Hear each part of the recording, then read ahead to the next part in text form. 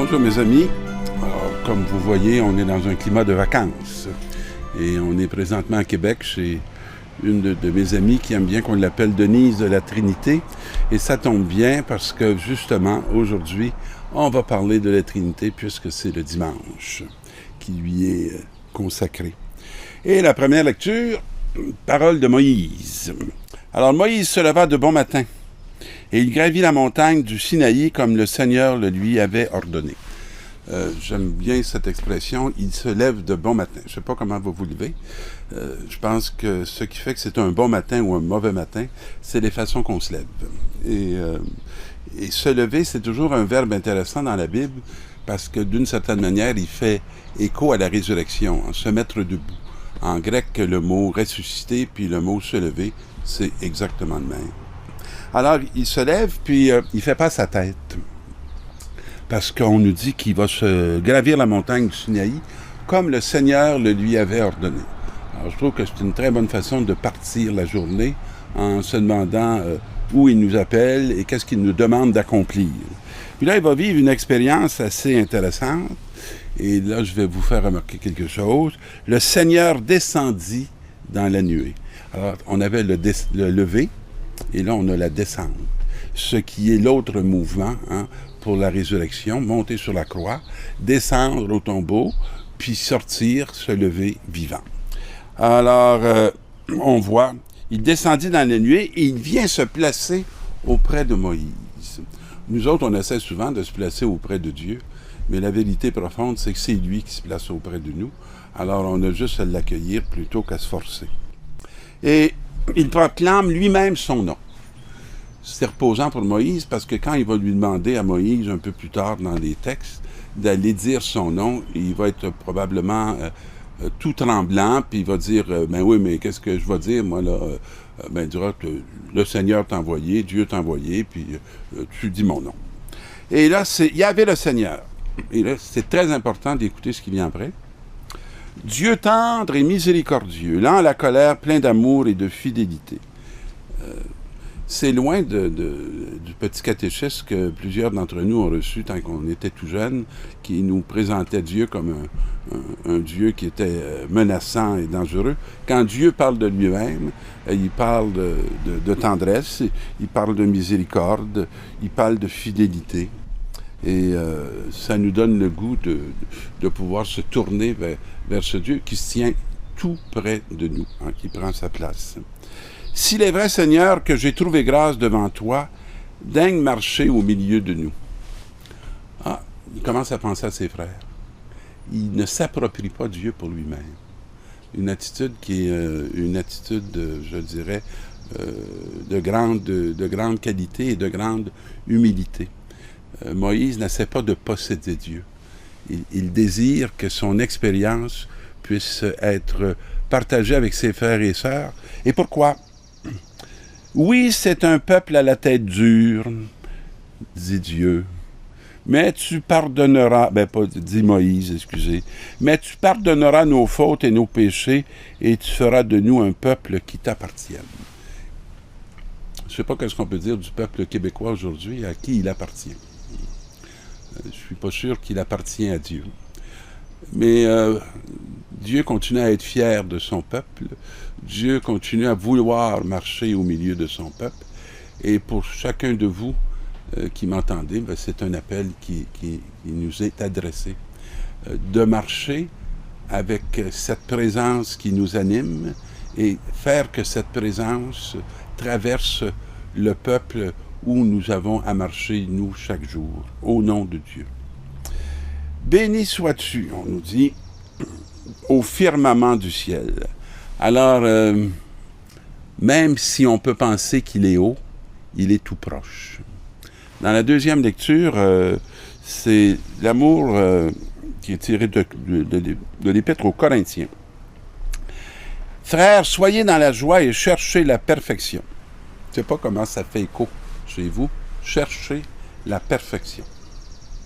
Alors, chercher la perfection, ça n'a rien à voir avec penser qu'on est meilleur que les autres, qu'on est situé au-dessus des autres. Chercher la perfection, c'est pas dans le sens, je dirais, du monde. Chercher la perfection, Jésus va nous en parler de façon très forte lorsqu'il se met aux pieds de ses disciples et qu'il leur lave les pieds. Puis ce geste-là du lavement des pieds, qui est un geste d'humilité, c'est aussi ne pas regarder où les pieds des personnes ont passé, hein. Qu'est-ce qu'ils ont traversé. Ce n'est pas juger l'autre, c'est purifier, hein, son être tout entier. Alors, encouragez-vous, soyez d'accord entre vous. Bon, il y a beaucoup de travail à faire parce que c'est pas évident d'être d'accord entre nous. On est souvent témoin de tensions, de difficultés, de conflits. Soyez d'accord entre vous. Alors, pour être d'accord entre vous, la pratique du lavement des pieds pourrait être d'un grand secours. Hein. Si le soir, quand on arrivait à la maison, on commençait par se laver les pieds les uns les autres, je pense que ça pourrait nous rappeler une façon d'être, hein, et une façon d'être ensemble. Probablement que ça pourrait transformer tous nos discours. C'est une pratique que l'Arche de Jean Vanier a adoptée. C'est un rite qui s'y fait de façon très régulière. Et c'est très émouvant, et à la fois de laver les pieds et de se laisser laver les pieds par quelqu'un qu'on pourrait penser qui ne peut rien faire pour nous, alors qu'il peut nous transformer dans la joie qu'il a et dans sa dignité de pouvoir nous faire ce geste simple. Alors tout ça nous conduit à l'Évangile qui va nous parler que Dieu a tant aimé le monde qu'il a donné son Fils unique. En vérité, à chaque fois qu'on fait le don d'un fils, on ne peut faire que le don d'un fils unique, parce qu'on est tous uniques. Mais Dieu aurait pu désirer protéger son fils, mais il n'a pas voulu protéger son fils. Comme il a voulu que chacun de nous, qui soyons uniques, on va laisser passer l'autobus,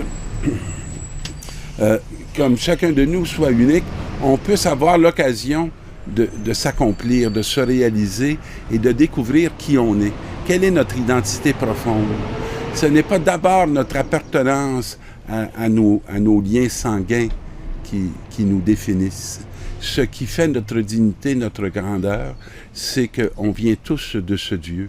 On vient tous de cet amour, hein, qui procède du Père et du Fils et de l'Esprit et qui nous dit ce qu'il y a d'unique en nous et notre façon unique d'être appelé à faire le don de nous-mêmes.